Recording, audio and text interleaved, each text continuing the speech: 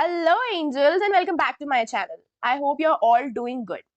तो आज मैं आप लोगों को क्लास 11th की एनसीईआरटी स्निप्स करवाने वाली हूँ। दैट मीन्स मैं एनसीईआरटी रीडिंग करवाऊंगी, मतलब एनसीईआरटी में जो लाइंस है मैं उसको डिकोड करूंगी आपके लिए कि आप उसको इजीली समझ सके और फिर उसे अपने पॉइंट वाइज नोट्स में कैसे क्या लिखना है वो आप लिख सके। एनसीईआरटी बुक के जो ऑथर है उन्होंने बहुत अच्छे से बुक लिखी है, बट प्रॉब्लम ये होती है ना कि ये बुक पैराग्राफ के फॉर्म में लिखी हुई है, जिसमें से बहुत सारी लाइंस या तो समझ में नहीं आती या तो रिलेट नहीं हो पाती। तो मतलब या तो हम उसे गलत मीनिंग समझ लेते हैं या तो समझ ही नहीं आती। तो एनसीईआरटी की लाइंस को समझ के उससे नोट्स बनाने में ही सारा जो भी प्रॉब्लम आती है वो प्रॉब्लम्स आती है। एनसीईआरटी की जो बुक है उसको पढ़ के बस नोट्स बनाना थोड़ा सा टफ होता है, otherwise it's a very beautiful book, मतलब बहुत ही ज्यादा कंप्रेस्ड फॉर्म में बहुत ही ज्यादा अच्छी बुक है। कम से कम 3 बार पढ़ना पड़ता है अगर आपको लाइंस को समझना है और उससे नोट्स बनाने हैं। तो फर्स्ट टाइम ऊपर ऊपर से एक बार रीडिंग कर लेंगे, हाँ एटलीस्ट टॉप चैप्टर में है क्या, कितने टॉपिक्स हैं, टॉपिक्स क्या एक्सप्लेन करना चाहते थोड़ा बहुत एक ओवरव्यू टाइप्स। सेकंड टाइम में 50-50 समझ में आता है, लाइक 50% समझ में आता है, 50% नहीं आता है या फिर गलत समझ में आता है। लाइन कुछ और कहना चाहती है और हम कुछ और समझ लेते हैं कि नहीं ऐसे नहीं ऐसे होगा, ऐसे नहीं ऐसे होगा। फिर वहीं पे जब क्वेश्चन आते हैं तो हम घूम जाते हैं कि अरे मुझे पढ़ा ये था, क्वेश्चन ऐसे आ गया। तो बेसिकली एनसीईआरटी को पढ़ के डिकोड करके पॉइंट्स में लिखना ही थोड़ा सा प्रॉब्लमेटिक होता है, बट जिसने कर लिया उसके लिए तो एनसीईआरटी बुक बहुत ज्यादा इजी हो जाती है, उसको पढ़ना उसको समझना बहुत ज्यादा इजी हो जाता है। So let's begin the chapter and आज मैं 1 to 4 पेज करवाऊंगी। First page is the introduction page, सबसे पहला इंट्रोडक्शन है। उसके बाद से बायोडाइवर्सिटी के पहले तक जो डिफाइनिंग कैरेक्टर्स है वहां तक। ऐसे मैं रोज वीडियो पोस्ट करूंगी एनसीईआरटी स्निप्स का, जिसमें पेजेस वाइज रीडिंग कराऊंगी और आपको 3 बार रीड ना करना पड़ेगा, गलत मीनिंग लाइंस की आपको मिसकंसेप्शन ना हो लाइंस को लेके, इसलिए आप इजीली लाइंस क्या कहना चाहती हैं, जो एनसीईआरटी के ऑथर है वो क्या समझाना चाहते हैं, मैं आपको इजीली एक्सप्लेन कर दूं और आप उसको अपने नोट्स में इंप्लीमेंट कर सकें। So let's begin the first chapter, the living world. ये है उसका सबसे पहला introductory page. Bio is the science of the life forms and the living processes. The living forms comprise of an amazing diversity of living organisms. Each man could easily perceive the difference between the inanimate and animate matter. Okay. So basically for the कुछ 5-6 lines में bio का introduction दिया हुआ है कि bio is a part of a science जो कि living और लाइफ से रिलेटेड चीजों को एक्सप्लेन करती है, like living processes, living beings, living forms. और अगर जब हम लिविंग प्रोसेसेस की बात करते हैं, लिविंग फॉर्म्स की बात करते हैं, तो there is a huge variety in living forms. Living beings की बहुत सारी वैरायटी है, बहुत सारी टाइप के लिविंग बीइंग्स प्रेजेंट है। अगर माइक्रो ऑर्गेनिज्म की बात करें तो there is huge variety in micro organisms, animals, bird, fishes, मतलब हर टाइप हर लिविंग ऑर्गेनिज्म अपने ही में एक बहुत बड़ी वैरायटी में एग्जिस्ट करते हैं। उसके बाद इसमें है कि जो लिविंग और नॉन लिविंग के डिफरेंसेस थे, जो लिविंग नॉन लिविंग के बारे में थे, लिविंग लिविंग फॉर्म्स के बारे में थे, वो कोई आज की साइंटिस्ट ने डिस्कवर नहीं किया है, अर्ली मैंस ने भी डिस्कवर किया था। उन्हें भी इतनी समझ थी कि हाँ ये लिविंग है, हाँ ये नॉन लिविंग है, उनको भी इतना थोड़ा बहुत आइडिया था what is living, what is non living. Common feature, okay, so वो नॉन लिविंग को जो इनएनिमेट ऑब्जेक्ट्स थे non living, and animate objects are living. तो इन एनिमेट ऑब्जेक्ट्स को विंड, सी, फायर, ये सब उनके लिए इन एनिमेट ऑब्जेक्ट्स थे जो कि रियल में है भी। और लिविंग ऑर्गेनिजम्स, रेस्ट जो एनिमल्स एंड प्लांट्स थे वो सारे उनके लिविंग ऑर्गेनिजम्स थे। इसका मतलब अर्ली टाइम्स में भी लोगों को इतनी समझ थी क्या लिविंग है और क्या नॉन लिविंग है। The common feature of all such forms of inanimate and animate object was the sense of awe or fear that they evoked. मतलब डिफरेंसेस बहुत है नॉन लिविंग और लिविंग में, एनिमेट और इन एनिमेट ऑब्जेक्ट्स में, but according to the early man's एक common feature था living और नॉन लिविंग में, विच इज कि जो लिविंग और नॉन लिविंग फॉर्म्स थे ना वो एक sense of awe fear that they evoke. मतलब अगर when we talk about a living organism, अब मान लीजिए आपके सामने एक लायन या टाइगर आ जाता है, तो ऑब्वियसली वो एक फियर इवोक कर रहे हैं, आप डर रहे हैं उनको देख के। Similarly when we talk to the non living, अगर आपके सामने एक बम रखा हुआ है तो ऑब्वियसली वो भी एक फियर इवोक कर रहा है, उससे भी आप डर रहे हैं। तो ये एक कॉमन फीचर है लिविंग और नॉन लिविंग का कि वो एक सेंस ऑफ ऑ और फियर दैट दे इवोक, वो एक फियर डेवलप करते हैं। अगर कोई नॉन लिविंग थिंग्स है तो वो एक लिविंग थिंग्स के लिए एक फियर डेवलप करते हैं, और लिविंग थिंग्स नॉन लिविंग के लिए मतलब वो एक दूसरे के लिए एक फियर डेवलप करते हैं, which is a common feature. Okay, the description of living organisms, including human beings, began much later in the history. Societies were indulgent into the anthropocentric view of the biology, or biology could register limit progresses in biological knowledge. इसका मतलब है कि as I said in the starting, living और non living के बीच का differences बहुत ही पहले ही क्लियर हो चुका था। ये कुछ ऐसा नहीं था जो कि बहुत रिसेंटली हुआ है, ये बहुत ही पहले से क्लियर था कि what is living, what is non living, एक क्लियर कॉन्सेप्ट था उनके माइंड में। बट उस टाइम पे क्या था ना, उस टाइम की जो सोसाइटी थी वो एक ऑन्थ्रोप्रोसेंट्रिक व्यू था। ऑन्थ्रोप्रोसेंट्रिक व्यू मतलब ह्यूमन सेंट्रिक व्यू। उनका जो व्यू था, उनकी जो थिंकिंग थी, उनकी जो मानना था या फिर जो भी उनकी रिसर्चेस थी वो ह्यूमन के रिगार्डिंग थी। मतलब वो सारे लिविंग ऑर्गेनिज्म को कंसिडर नहीं करते थे, वो सिर्फ लिविंग ऑर्गेनिज्म को कंसिडर करते थे। उनकी सारी थॉट प्रोसेस सब लिविंग ऑर्गेनिज्म के चारों तरफ घूमती थी, इसलिए वो ज्यादा डेवलपमेंट नहीं कर पाए बायोलॉजी के सेक्टर में, जस्ट बिकॉज कि उनका ऑन्थ्रोपोसेंट्रिक व्यू था, ठीक है।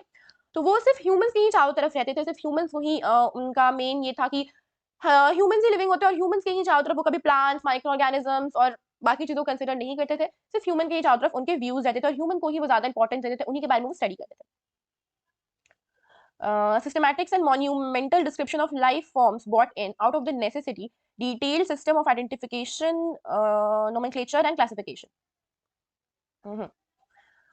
उसके बाद से जब systematics and monumental description of life form, जब एक सिस्टमैटिक वे में चीज़ों को पढ़ना स्टार्ट किया गया, एक सिस्टमैटिक वे में हमने चीज़ों को जानना शुरू किया कि हाँ ये क्या होते हैं, हाँ ये क्या होते हैं, इनके एंसेस्टर्स क्या थी, कैसे रिलेटेड है चीज़ों हमारे सराउंडिंग्स, हमने एक सिस्टमैटिक वे में सब चीज़ों को पढ़ना स्टार्ट किया, तब हमें एक नेसेसिटी समझ में आई कि क्या लाइफ फॉर्म है, वो कैसे आए हैं, उनका क्या रिलेशन है। सबसे पहले हमने चीज़ों को आइडेंटिफाई किया कि ये है क्या, उसके बाद हमने इसे नाम दिया कि इसका नाम क्या है, ग्लोबली नेम दिया विच इज नॉमेनक्लेचर। उसके बाद हम ग्रुपिंग की, क्लासिफिकेशन है कि हाँ ये ग्रुप बनेगा सिमिलर कैरेक्टर्स वाला, फिर से ये ग्रुप बनेगा सिमिलर कैरेक्टर्स वाला। पहले हमने उसको आइडेंटिफाई किया, फिर नॉमेनक्लेचर मतलब उसको नाम दिया, फिर क्लासिफिकेशन मतलब उसकी ग्रुपिंग की। Biggest Spain of such studies was the recognition of sharing similarities among the living organisms both horizontally and vertically. That all present day living organisms are related to each other and also to all the organisms that ever lived on earth was a revelation which humbled man and led to the cultural monuments for conservation of biodiversity. हमें जब study की तो हमें पता चला कि कैसे एक living organism horizontally and vertically related है एक दूसरे से। हॉरिजॉन्टल रिलेशन मतलब वो अपने एंसेस्टर्स से वो अपने सराउंडिंग से कैसे रिलेटेड है, मतलब अगर एक सराउंडिंग में 10 लिविंग ऑर्गेनिजम्स रहते हैं तो वो 10 एक दूसरे से कैसे रिलेटेड है, और बाकी जो नॉन लिविंग थिंग्स है वो उससे कैसे रिलेटेड है, मतलब वो अपने सराउंडिंग से कैसे रिलेटेड है। वर्टिकल रिलेशन मतलब वो अपने एंसेस्टर्स से कैसे रिलेटेड है, क्या इवोल्यूशन हुए जो आज वो ऐसे हैं। तो ये होता है वर्टिकली और horizontally relation. That is all present was revolution. Revolution humbled man, तो इन सब जो रिवॉल्यूशन थे इन्होंने मैन को, इसमें ह्यूमन को, यहाँ मैन से ह्यूमन बींग्स को रिप्रेजेंट किया गया, ह्यूमन को एक हम्बल बना दिया कि मतलब हाँ उन्होंने अपनी पढ़ाई, उनको इतनी समझ आ चुकी है कि वो कैसी चीज़ों को कंजर्व करे, मतलब उन्होंने जब देखा कि चीज़ें कैसे सराउंडिंग से रिलेटेड है, अपने एंसेस्टर्स से रिलेटेड है, तो उनको समझ में आया कि हाँ हमें चीज़ों को कंजर्व करने की जरूरत है, चीज़ों को हमें बचा के रखने की जरूरत है।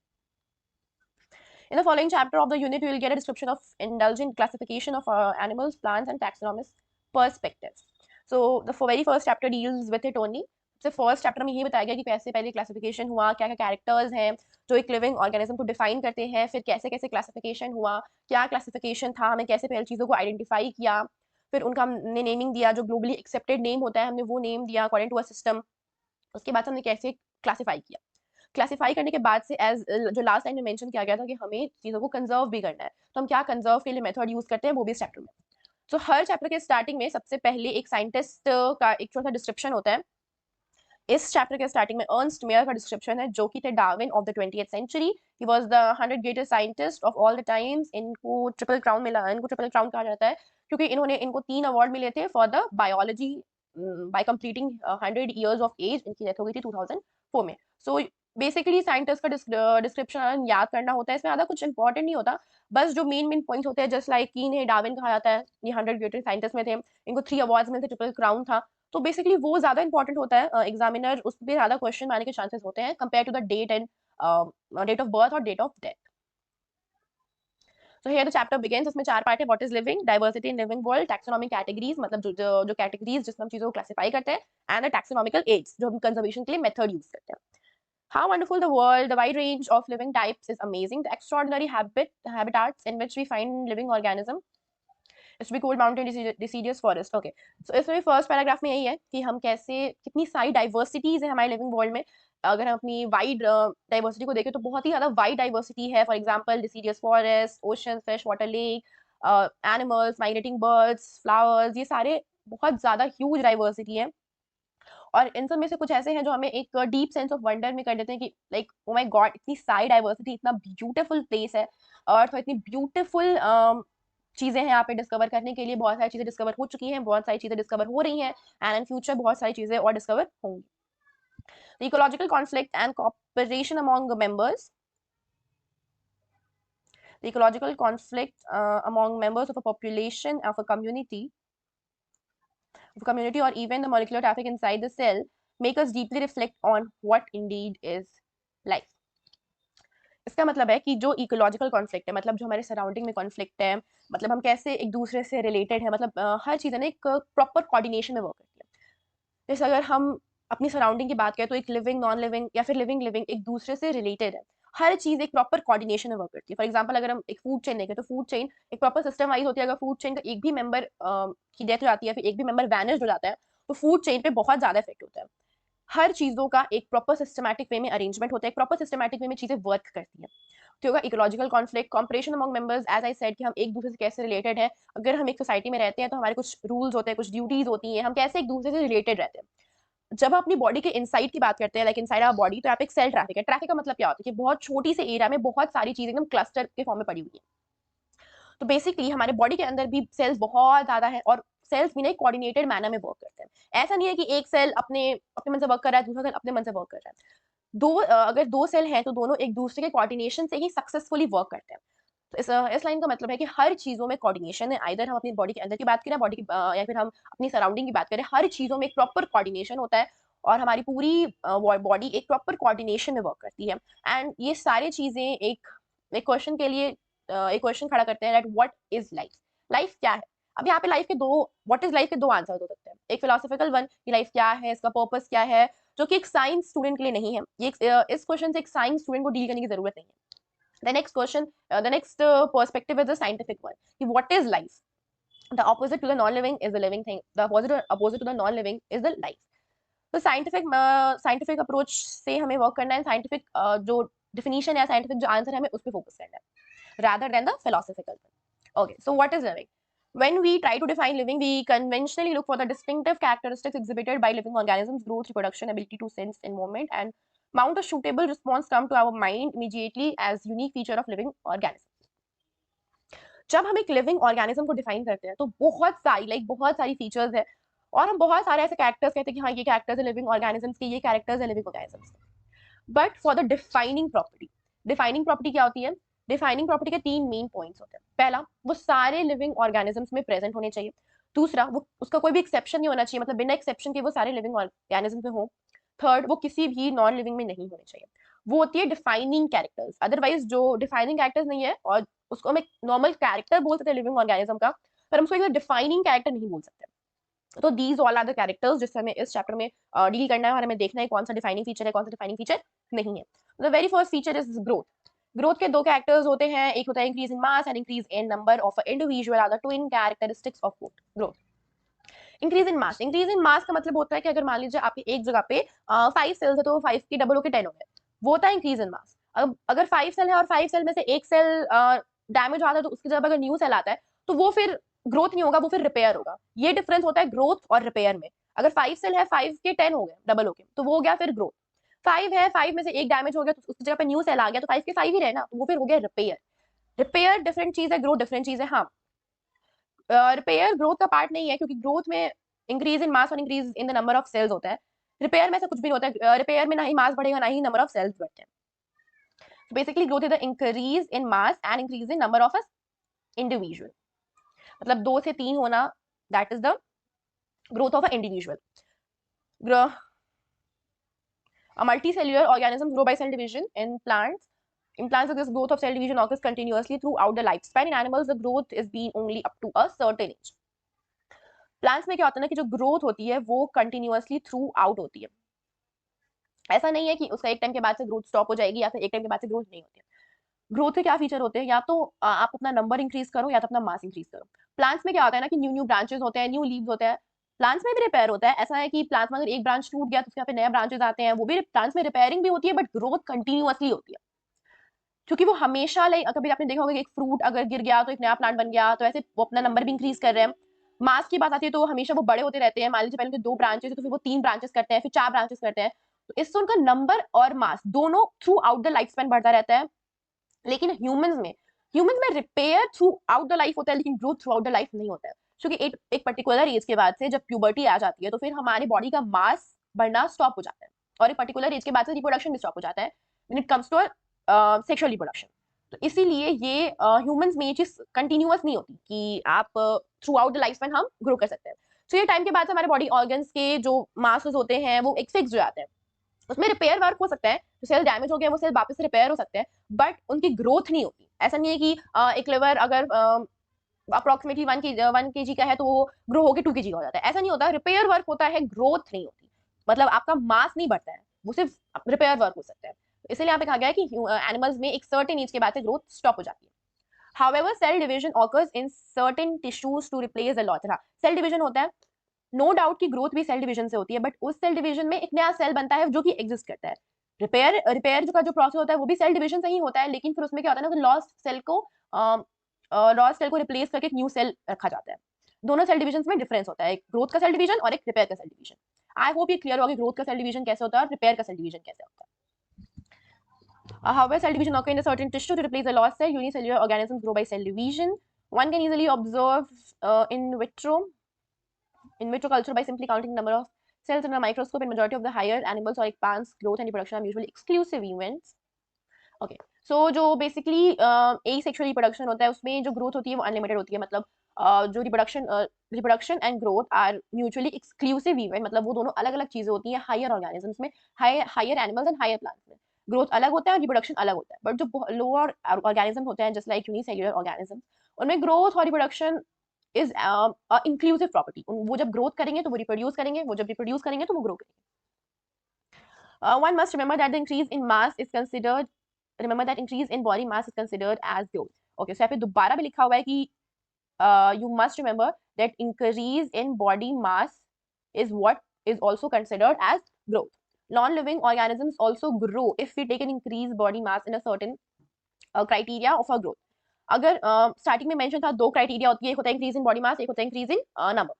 अगर हम नॉन लिविंग थिंग्स की बात करें, फॉर एग्जाम्पल आपने एक छोटा सा आपने एक माउंटेन बनाया सैंड का, ठीक है, मान लो आपने छोटा सा सैंड का माउंटेन बनाया, और उसी सैंड के माउंटेन को जब आप 2 या 3 दिन के बाद से देखने जाते हैं, फिर मान लो 1 मंथ के बाद से देखने जाते हैं, तो एक बहुत बड़ा माउंटेन बन जाता है। मतलब आपने एक छोटा सा माउंटेन बनाया और फिर 5 डेज 6 डेज के बाद वो बहुत बड़ा माउंटेन बन गया, मतलब वो ग्रो कर रहा है, वो अपना साइज इंक्रीज कर रहा है। वो अलग बात है कि चीजों के एक्यूमुलेशन से उसका साइज इंक्रीज हो रहा है, मतलब बाहर से चीजें आ रही है, उसमें एक्यूमुलेट हो रही है और उसका साइज इंक्रीज हो रहा है, बट स्टिल उसका भी साइज इंक्रीज हो रहा है, उसका मास इंक्रीज हो रहा है। That is why non living things also show growth. यहाँ पे दो तरह की ग्रोथ होती है, एक होता है एक्सट्रेंसिक ग्रोथ, एक होता है इंट्रेंसिक ग्रोथ। जो नॉन लिविंग है वो एक्सट्रेंसिक ग्रोथ शो करते हैं। जब आपने माउंटेन बनाया तो उसके ऊपर सैंड कैसे एक्यूमुलेट हुआ, बाहर से एक्यूमुलेट हुआ ना, तो वो हो गया एक्सट्रेंसिक ग्रोथ, मतलब बाहर से चीजें आना। इंट्रेंसिक ग्रोथ मतलब हमारे बॉडी के अंदर ग्रोथ हो रही है। जो भी लिविंग ऑर्गेनिजम्स होते हैं उनके बॉडी के अंदर ग्रोथ होती है, इंट्रेंसिक ग्रोथ होती है, ना कि एक्सट्रेंसिक। अगर इंट्रेंसिक ग्रोथ की बात होती है तो इंट्रेंसिक ग्रोथ एक डिफाइनिंग प्रॉपर्टी है, लेकिन एक्सट्रेंसिक ग्रोथ एक डिफाइनिंग प्रॉपर्टी नहीं है। एक ओवरऑल जो ग्रोथ होती है वो भी एक डिफाइनिंग प्रॉपर्टी नहीं है, क्योंकि जो कि लिविंग में तो कोई एक्सेप्शन नहीं है इसका, बट ये नॉन लिविंग में भी हो रही है, विच इज वो डिफाइनिंग कैरेक्टर का जो क्राइटेरिया है उसको फॉलो नहीं कर रही है। That is why growth is not a defining property. Growth, therefore, cannot be taken as a defining property of a living organism. Condition under which it can be observed in all living organisms is to be explained, and then we understand that it is a characteristic of living organism. जब बहुत सारे criteria को देखा गया तो हमें ये पता चला कि हाँ, ग्रोथ एक कैरेक्टर है लिविंग ऑर्गेनिज्म का, लेकिन एक डिफाइनिंग फीचर नहीं है। So growth is a characteristic of a living system, but not a defining feature. Because dead organisms grow नहीं कर सकते, तो ये कैरेक्टर है लेकिन डिफाइनिंग फीचर नहीं है। Now comes the reproduction. Reproduction, likewise, is a characteristic of a living organisms. In multicellular organism, reproduction refers to the production of progenies, processing feature more or less similar to their parents. हाँ, multicellular में क्या होता है, reproduction का मतलब होता है कि हम अपने एक कॉपी बनाते हैं similar to our parents, more or less similar to our parents बनाते हैं। In variable and implicity, we refer to the sexual reproduction on organisms reproduced by asexual means also. Asexual reproduction यहाँ पर थोड़ा सा describe किया गया है, rather sexual reproduction को उतना डिस्क्राइब नहीं किया गया है, asexual को थोड़ा सा डिस्क्राइब किया गया है यहाँ पे। For example, fungi multiply and spread easily due to the millions of asexual spores that they produce. यहाँ पे spore formation का बताया गया है कि हाँ, there is a method of asexual reproduction which is a spore formation. Fungi spore से reproduce करते हैं and वो बहुत सारे spores बनाते हैं and this spore burst and they reproduce. Yeast and hydra, we observe budding, जो lower organism होते हैं। ये छोटे छोटे चीज बहुत इंपॉर्टेंट है। ऐसा क्वेश्चन आ सकता है कि लोअर ऑर्गेनिज्म का रिप्रोडक्शन किस चीज से होता है, तो lower organisms reproduce through budding, like yeast and hydra में एक बर्ड निकलता है, फिर वो बर्ड टूट जाता है और फिर वो एक नया इंडिविजुअल बन जाता है। In planaria the flatworm we observe, and by the way planaria एक फर्स्ट ऐसा माइक्रो ऑर्गेनिज्म था जिसमें आई स्पॉट थे। It was the first organism जिसमें ट्रू रिजेनरेशन होती है। प्लेटफॉर्म है जिसमें ट्रू रिजेनरेशन होती है, मतलब फ्रैगमेंट्स में जब बॉडी ब्रेक कर जाता है तो वो अपने लॉस्ट पार्ट को वापस से रिजेनरेट करके एक न्यू ऑर्गेनिज्म बना लेते हैं। The fungi is the fungi, the filamentous algae, and the protonema of moss are all easily multiplied by fragmentation. Fungi में जो फिलामेंटेशन से होता है, जो भी फिलामेंटेशियस एल्गी होता है ना, वो यूजुअली फ्रैगमेंटेशन से ही रिप्रोड्यूस करते हैं। मॉसेस में जो फ्रैगमेंटेशन के लिए जो पार्ट होता है वो होता है प्रोटोनिमा। तो this is a important line जो कि आपको ध्यान रखनी होगी। इससे क्वेश्चन बहुत ही इजीली बन सकता है कि मॉसेस में जो पार्ट से जहाँ से फ्रैगमेंटेशन होते हैं, फ्रैगमेंट्स पाए जाते हैं, वो कौन सा part, that is protonema. When it comes to the unicellular organisms fission से होते हैं, बाइनरी फिशन से। इसमें हर का दिया हुआ है कि कौन किससे रिप्रोड्यूस करते हैं। फिलामेंटिस अलगी जो होते हैं वो फ्रैगमेंटेशन से करते हैं, फ्लैटवर्म्स का क्या रिप्रोडक्शन है, फिर से यूनिसेल्युलर का क्या रिप्रोडक्शन है, लोअर ऑर्गेनिज्म का क्या रिप्रोडक्शन है। तो ये कुछ इंपॉर्टेंट चीजें हैं इस पर्टिकुलर पैराग्राफ में इंपॉर्टेंट है। Okay, so when it comes to the amoeba, the growth is synonymous to the reproduction. मैंने ग्रोथ में बताया था कि जो छोटे ऑर्गेनिज्म होते हैं, जो लोअर ऑर्गेनिजम्स होते हैं, उनमें जो ग्रोथ होता है और जो रिप्रोडक्शन होता है दोनों एकदम साइनोनिमसली होता है। ऐसा नहीं है कि ग्रोथ हो जाएगा फिर रिप्रोडक्शन होगा, उनमें दोनों चीजें सेम टू सेम होती है। मतलब वो ग्रोथ करेंगे, ग्रोथ इज व्हाट, कि increase in body mass, increasing number. अब अगर अमीबा को रिप्रोडक्शन करना हो तो 1 से 2 हो जाएगा, अपना कॉपी बनाएगा, और ग्रोथ का भी फीचर वही है, वो ग्रो करने के लिए उसको रिप्रोड्यूस करना पड़ेगा। दिस इज इसीलिए यहाँ पे कहा गया है कि growth and reproduction are synonymous feature, वो इंक्लूसिव इवेंट है ना कि एक्सक्लूसिव इवेंट है। नंबर ऑफ सेल्स भी उनके वैसे इंक्रीज होंगे जब वो रिप्रोडक्शन करेंगे, और न्यू प्रोजेनीज भी बनेगी जब वो रिप्रोडक्शन करेंगे। इस वजह से वो कभी मर नहीं सकते हैं, जो कि वो इतनी ज्यादा कॉपीज बनाएंगे कि वो कभी मर नहीं सकते हैं, बिकॉज इतनी सारी, वो उनका रिप्रोडक्शन रेट भी बहुत फास्ट होता है, और वो बहुत ही लोअर ऑर्गेनिज्म है, तो उनको ज्यादा कुछ चाहिए नहीं होता अपने लिविंग के लिए। We have already defined growth as equivalent to increase in cell number or mass. Hence, we notice that the single-celled organisms, we are not very clear about the usage of these two terms, growth and reproduction. As I said, मतलब यहाँ पे एकदम clear नहीं कि इसको हम growth बोले कि रिप्रोडक्शन बोले, बिकॉज यहाँ पे दोनों चीजें एकदम सेम टू सेम है। ये ग्रोथ करेंगे तो रिप्रोड्यूस करेंगे, रिप्रोड्यूस करेंगे तो ग्रोथ करेंगे। Further there are many organisms which do not reproduce. अब यहाँ पे रिप्रोड्यूस का तो आगे, तो चलो रिप्रोड्यूस नॉन लिविंग तो नहीं करते। रिप्रोडक्शन एक लिविंग क्राइटेरिया है, ये लिविंग ऑर्गेनिजम्स में ही होता है, आइदर सेक्सुअली और asexually, either single parent or two parents. Further, there are many, okay, so बहुत सारे ऐसे लिविंग ऑर्गेनिजम्स भी होते हैं जो रिप्रोड्यूस नहीं कर सकते। For example mules, infertile couple, the worker बीज, ये सब कुछ ऐसे हाँ, ये सब कुछ ऐसे एक्सेप्शंस हैं जिससे हमें पता चलता है कि हाँ, जो रिप्रोडक्शन है वो सारे लिविंग ऑर्गेनिजम्स में नहीं होता है। अब जबकि सारे लिविंग ऑर्गेनिज्म में नहीं होता है, इसमें एक एक्सेप्शन है, तो ये तो एक डिफाइनिंग प्रॉपर्टी हो नहीं सकती। So that is why reproduction is not a defining feature of living organisms. Okay, so the next character is the next character is the metabolism. Metabolism का मतलब होता है जितनी भी केमिकल रिएक्शंस, हमारे बायोकेमिकल रिएक्शंस हमारे बॉडी के अंदर हो रही है, बायो मतलब inside the body, and chemical like chemical reactions जो भी हमारे बॉडी के अंदर हो रही है, वो सारे रिएक्शंस मेटाबॉलिज्म होते हैं। दो तरह के मेटाबॉलिज्म होते हैं, एनाबॉलिज्म एंड कैटाबॉलिज्म। जब हम किसी चीज का फॉर्मेशन करते हैं तो वो होती है anabolism. For example photosynthesis is anabolic process. Catabolism जब हम किसी चीज को ब्रेक डाउन करते हैं, जब हम, कैटा मतलब तोड़ना, ठीक है, कैटाबॉलिज्म का मतलब होता है जब हम किसी को तोड़ते हैं तो वो होता है catabolism, which is the respiration. All living organisms are made up of chemicals. These chemicals, small or big, belonging to the various classes of size of a function, etc., are constantly being made and changed into small other biochemicals. The conversion of chemical reactions or metabolic reactions. There are thousands of metabolic reactions occurring simultaneously in living organisms, be they unicellular or multicellular. As I said, किसी भी तरह का reaction हमारे body में होता है वो metabolism होता है। अब क्योंकि बहुत सारे रिएक्शन होते हैं, कार्बोहाइड्रेट का ब्रेकडाउन होता है, बहुत सारे फैट्स का ब्रेकडाउन होता है, बहुत सारी चीजों का ब्रेकडाउन होता है, हम रिस्पायर करते हैं, ये सारे केमिकल रिएक्शन है। तुम्हारे बॉडी में thousands of chemical reaction simultaneously work करते हैं, because obviously we are living organism, और बहुत कॉम्प्लेक्स लिविंग ऑर्गेनिज्म है। अब एक यूनिसेल्युलर हो या मल्टी सेल्युलर हो, सिंगल सेल हो या मल्टी सेल हो, उसमें भी मेटाबॉलिज्म होता है। जो कि सेल है तो सेल के अंदर तो केमिकल रिएक्शंस होंगी। All plants and animal and fungi and microbes exhibit metabolism. So either it is unicellular, multicellular, animal, plant, सब में metabolism होता है। Okay, so here the definition is sum total of all the chemical reaction taking place, sum total of all the chemical reactions occurring in our body is called metabolism. अब metabolism तो किसी भी non living में नहीं होता है। Metabolic reactions can be demonstrated outside the cell. हाँ, अगर आप एक सेल फ्री सिस्टम में भी मेटाबॉलिज्म करवा सकते हैं। अब मेटाबॉलिक क्या है? केमिकल प्रोसेस है। अगर सेम केमिकल आप किसी टेस्ट ट्यूब में डाल दें तो आप उसमें मेटाबॉलिज्म करवा सकते हैं, बट रिमेंबर वो रिएक्शन भी लिविंग नहीं है और वो सिस्टम भी लिविंग नहीं है। तो कि जब आप उसमें मेटाबॉलिज्म करवा रहे हैं तो वो एक लिविंग सिस्टम तो है ही नहीं, उसमें सेल्स कहाँ है जो वो लिविंग सिस्टम होगा? ऑब्वियसली एक लिविंग सिस्टम कब होता है? जिसमें सेल होते हैं, जो कि cell is a basic unit, मतलब इसके बाद से आई थिंक सेल ही है। Cell is a basic unit. अगर वहाँ पे सेल ही नहीं है तो वो लिविंग ही नहीं है, तो वो सिस्टम तो लिविंग हुआ नहीं। अब जब सिस्टम ही लिविंग नहीं है तो फिर रिएक्शन लिविंग कहाँ से होगा? आप मेटाबॉलिज्म को एक केमिकल प्रोवाइड करके एक टेस्ट ट्यूब में भी परफॉर्म कर सकते हैं, बट वो टेस्ट ट्यूब का जो रिएक्शन होता है वो आपने आर्टिफिशियली किया, आर्टिफिशियली आपने उसमें केमिकल्स दिए हैं, वो नेचुरल प्रोसेस नहीं है और ना ही वो एक लिविंग सिस्टम है और ना ही वो एक लिविंग प्रोसेस है। जब सिस्टम ही लिविंग नहीं है तो फिर उसमें होने वाले प्रोसेसेस कैसे लिविंग हो सकते हैं? Okay, so it is neither living और नॉर द नॉन लिविंग। अब नॉन लिविंग में तो नहीं कह सकते ना, सोच कि अब हो रहा है मेटाबॉलिज्म तो मेटाबॉलिज्म नॉन लिविंग में तो होता नहीं है। Hence, while metabolism is a defining feature, so it is a defining feature because इसमें कोई भी किसी भी टाइप का एक्सेप्शन नहीं है। Isolated metabolism in which are not living but surely living okay reactions। हाँ, अब जो उसमें जो टेस्ट में रिएक्शंस होते हैं वो मेटाबॉलिक रिएक्शंस होते हैं, वो लिविंग सिस्टम में नहीं होते हैं, बट रिएक्शन कहीं ना कहीं लिविंग होता है। आई एम सॉरी कि मैंने स्टार्टिंग में बोल दिया था कि रिएक्शंस भी नॉन लिविंग होते हैं। Reactions are the living reactions but the system is not living, because cell है ही तो लिविंग सिस्टम तो होगा नहीं वो ऑब्वियसली, बट रिएक्शंस पॉसिबल जो मेटाबॉलिक रिएक्शंस होते हैं वो सिर्फ लिविंग में ही पॉसिबल होते हैं, वो एक लिविंग रिएक्शंस होते हैं जो कि वो नॉन लिविंग में नहीं होते हैं। तो surely the reactions are living. So hence cellular organization for body is a defining feature। Cell के बारे में आपने बहुत बहुत बहुत चीजें पढ़ी हैं कि cell is the basic unit, cell is the functional unit, cell is the structural unit. Cell के बिना हमारा बॉडी कंस्ट्रक्ट ही नहीं हो सकता। सिंपली क्या है, सबसे पहले अगर हम एक बिल्डिंग बनाते हैं उसमें एक ब्रिक डालते हैं, वो एक ब्रिक सेल है। फिर बहुत सारे ब्रिक से हम एक रूम बनाते हैं, एक वॉल बनाते हैं, बहुत सारे ब्रिक से हम एक वॉल बनाते हैं, वो वॉल हमारी टिश्यू है।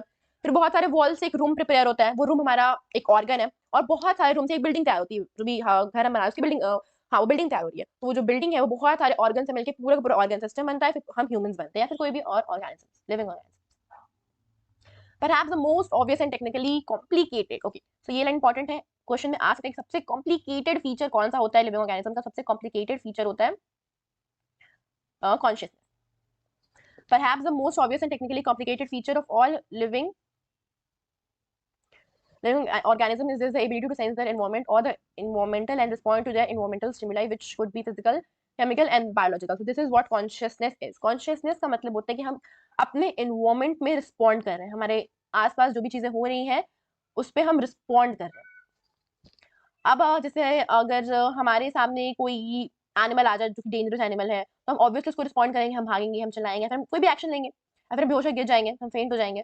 तो कोई भी किसी लिविंग चीज को देख के हमने कोई रिएक्शन शो किया तो इट इज कॉन्शियसनेस। अब फिजिकल चीजें जैसे बारिश, धूप, इन सबको देख के हम रिएक्शन शो करते हैं, हमारी बॉडी रिएक्शन शो करती है, किसी भी केमिकल्स को देख के हमारी बॉडी रिएक्शन शो करती है। This is what consciousness is. Sense हम अपने इन्वायरमेंट को सेंस करते हैं, हमें हमें होश रहता है कि हम कहाँ हैं, कैसे हमें रिएक्ट करना है। जैसे ठंडी में हम स्वेटर्स पहनते हैं, हम वुलन क्लोथ पहनते हैं, ऐसा तो है नहीं कि हम गर्मी में जाके वुलन क्लोथ पहन लेते हैं। हाँ, अब जो लोग मेंटली डिसेबल होते हैं, फिर मेंटली कुछ प्रॉब्लम होती है, वो ऐसा करते हैं। We sense our environment through the sense organs. Plants respond to the external factors like light, water, temperature, other organisms, pollutant, etc.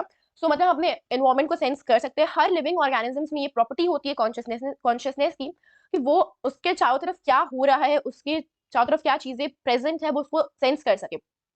Plants तक सेंस करते हैं वाटर, सनलाइट, जैसे कुछ कुछ प्लांट्स होते हैं जो फोटो पीरियड शो करते हैं, फोटो पीरियड इफेक्ट शो करते हैं। लाइक जहां सन होता है वो अपने आप को उस तरफ बेंड कर लेते हैं, जस्ट लाइक सनफ्लावर। तो बहुत सारे प्लांट्स शो करते हैं, ऑलमोस्ट सारे प्लांट्स शो करते हैं, रिस्पॉन्ड करते हैं वो अपने पॉल्यूटेंट्स को, लाइट को, वाटर को, टेम्परेचर को। लाइक अगर लाइट नहीं मिले उन्हें तो वो फोटोसिंथेसिस नहीं कर पाएंगे, वाटर नहीं मिले तो उनको प्रॉब्लम होती है तो वो ग्रो नहीं कर पाते। मतलब हर लिविंग ऑर्गेनिज्म किसी न किसी तरीके से कॉन्शियसनेस शो करता है, रिएक्शन शो करता है, कम या ज्यादा हर लिविंग ऑर्गेनिज्म रिएक्शन शो करता है। All living organisms from the prokaryotes to the most complex eukaryotes can sense the response to environmental cues। Photo period effect reproduction is a seasonal breeders। हाँ, जो photo period effect जो होते हैं वो seasonal breeders को बहुत ज्यादा effect करते हैं। जो प्लांट्स होते हैं वो फोटो पीरियड्स जो होते हैं वो सीजनल ब्रीडर्स को इफेक्ट करते हैं। जैसे बहुत सारे सीजनल ब्रीडर्स होते हैं जो समर्स में रिप्रोड्यूस करते हैं, कुछ विंटर में रिप्रोड्यूस करते हैं। जो सन का फोटो भी मतलब जो सन की टेम्परेचर जो होता है ना वो यूजुअली बहुत ज्यादा इफेक्ट करता है इन सीजनल ब्रीडर्स को, आइदर इट इज प्लांट और it is animals. All living organisms handle chemical entering their body. हाँ, अब केमिकल में भी रिएक्शन शो करता है, किसी की बॉडी में कोई भी केमिकल डाल दो तो ऑब्वियसली उसकी बॉडी रिएक्शन शो करेगी उस केमिकल के regarding. All living organisms therefore are aware of their surrounding, मतलब हर ऑर्गेनिज्म अपने सराउंडिंग के बारे में अच्छे से अवेयर है। So basically consciousness is the defining property of living organisms. हाँ, एक सेल्फ कॉन्शियसनेस होता है जो कि सिर्फ और सिर्फ ह्यूमन में प्रेजेंट है। ह्यूमन की कैरेक्टरिस्टिक प्रॉपर्टी है सेल्फ कॉन्शियसनेस, बिकॉज ह्यूमन अपने में बहुत ज्यादा कॉन्शियस होते हैं। लाइक मैंने क्या पहना है, हम क्या कर रहे हैं, हमें क्या करना चाहिए, क्या हैबिट्स हमें फॉलो करनी चाहिए, हमें कैसे बिहेव करना चाहिए, ये सब होती है सेल्फ कॉन्शियसनेस, जो कि सिर्फ और सिर्फ ह्यूमंस में ही होती है। ये प्रॉपर्टी और किसी भी लिविंग ऑर्गेनिज्म में प्रेजेंट नहीं होती, either plants, either higher organisms, lower, किसी में भी नहीं, सिर्फ और सिर्फ ह्यूमंस में होती है। When it comes to the human beings, it's all more difficult to define the living state. We observe patient lying in a coma in the hospital, virtually supported by the machines, which replace her in lungs. The patient is otherwise brain dead. अब living के case में ना, मतलब हमने इतनी सारी चीजें पढ़ ली, बट स्टिल बहुत ज्यादा डिफिकल्ट। अब बहुत ज्यादा डिफिकल्ट होता है एक लिविंग ऑर्गेनिज्म को डिफाइन करना कि हाँ ये एक लिविंग स्टेट में है या फिर एक डेड स्टेट में है। फॉर एग्जाम्पल अगर आप एक कोमा पेशेंट का एग्जाम्पल लेते हैं तो वो ब्रेन डेड होता है, बाकी उसकी जितनी भी चीज होती है लाइक हार्ट, लंग्स, वो सारी मशीन से सपोर्ट की जाती है और मशीन से उनको वर्क कराया जाता है, otherwise it is brain dead. कोई भी सेल्फ कॉन्शियसनेस उस पेशेंट में नहीं होती है। तो आज such patients never come back to normal life, आज such patient never come normal life living और नॉन लिविंग। मतलब अब इन सब पेशेंट्स में ना वो कभी अपनी नॉर्मल लाइफ में वापस आ भी सकते हैं, नहीं भी आ सकते, मतलब चांसेस बहुत कम होते हैं कि वो अपनी नॉर्मल लाइफ में वापस आएंगे। एंड दिस इज व्हाट यहाँ पे सबसे ज्यादा कंफ्यूजन होता है कि ये लिविंग है, नॉन लिविंग है, कि क्या चीजें शो करना चाहता है। तो आप लोग मुझे कमेंट सेक्शन में बताएंगे कि आपको क्या लगता है, कोमा पेशेंट्स लिविंग होते हैं, non living, with a reason. मतलब एक अच्छा रीजन होना चाहिए, ऐसा नहीं कुछ कोई भी रीजन नहीं, आपका जो पर्सनल रीजन है कि एक कोमा पेशेंट्स लिविंग है या नॉन लिविंग है। What's your view in it? In higher classes, you will come to know that the living phenomena due to the underlying interactions, properties, okay, so and properties, तो बहुत सारे ऐसे reasons हैं। Higher classes में आपको इसका भी आंसर मिल जाएगा, एंड आगे फर्दर चैप्टर्स में भी या फिर इस चैप्टर में फर्दर भी बहुत सारा दिया हुआ है इस बारे में कि what is living, what is non living. मतलब पूरा ये लिविंग वर्ल्ड में और ये पूरे यूनिट में लिविंग और नॉन लिविंग को बहुत ज्यादा अच्छे से डिफाइन किया गया है। Properties of the tissue are not present in the constituent cell but arise to result in interaction among the constituent cells. Similarly, the properties of cellular organelles are not present in the molecular constituent of organelles but arises as a result of interaction among the molecular ये जो last paragraph है page का, ये बहुत ज्यादा important है। इसमें क्या है ना कि आप फर्दर क्लास में पढ़ेंगे कैसे एक सेल बना, फॉर एग्जाम्पल एक ऑर्गन है। अब उस ऑर्गन में, वो ऑर्गन एक टिश्यू से बना होगा, तो जो ऑर्गन होगा उसमें टिश्यू की प्रॉपर्टीज तो होंगी, लेकिन क्या टिश्यू में उस ऑर्गन की प्रॉपर्टी होगी? नहीं। किसी भी टिश्यू में उस ऑर्गन की प्रॉपर्टी नहीं, उस ऑर्गन के टिश्यू में वो ऑर्गन की प्रॉपर्टी नहीं होगी, लेकिन वो टिश्यू की प्रॉपर्टी जरूर उस ऑर्गन में होगी, क्योंकि एक इंटरैक्शन से, एक सिमिलर काइंड ऑफ टिश्यूज से, एक प्रॉपर इंटरैक्शन से टिश्यूज कंबाइन हुए और ऑर्गन बना है। वैसे अगर हम एक सेल की बात करते हैं तो सेल, अगर दो सेल है तो दोनों सेल के बीच में इंटरैक्शन होता है, और अगर सेल जो होता है बहुत सारे ऑर्गेनेलीज से बनता है। तो सेल के अंदर तो ऑर्गेनेलीज की बहुत सारी प्रॉपर्टीज है, जैसे माइक्रोकॉन्ड्रिया, राइबोसोम्स, न्यूक्लियस, जितने भी साइटोप्लाज्म, जितने भी ऑर्गेनेलीज हैं उनकी प्रॉपर्टी सेल में प्रेजेंट है। लेकिन क्या ऑर्गेनेलीज में सेल की प्रॉपर्टी है? ऐसा नहीं होता।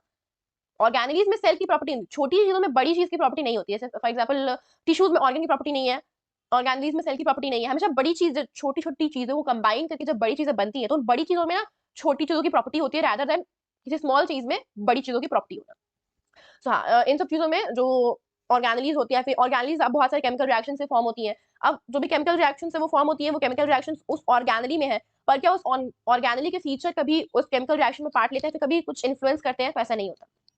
This is what a kind of interaction, जिससे हमारी बॉडी बहुत ही कॉम्प्लेक्स बॉडी है, और ये बहुत सारे इंटरैक्शन होते हैं हमारी बॉडी को फॉर्म करने के लिए, बहुत सारे टाइप के इंटरैक्शन होते हैं जिससे हमारी बॉडी एक प्रॉपर फंक्शन करती है, एक प्रॉपर अरेंजमेंट होता है।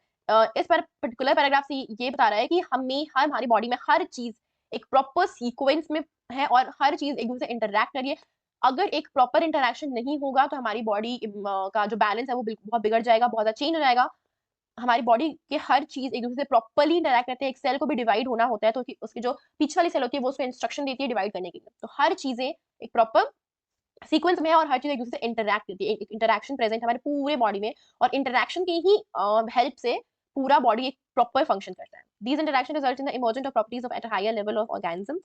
The phenomenon is true in the hierarchy of the organisms complexity in at all levels. Therefore, we can say that the living organisms are self-replicating, involving.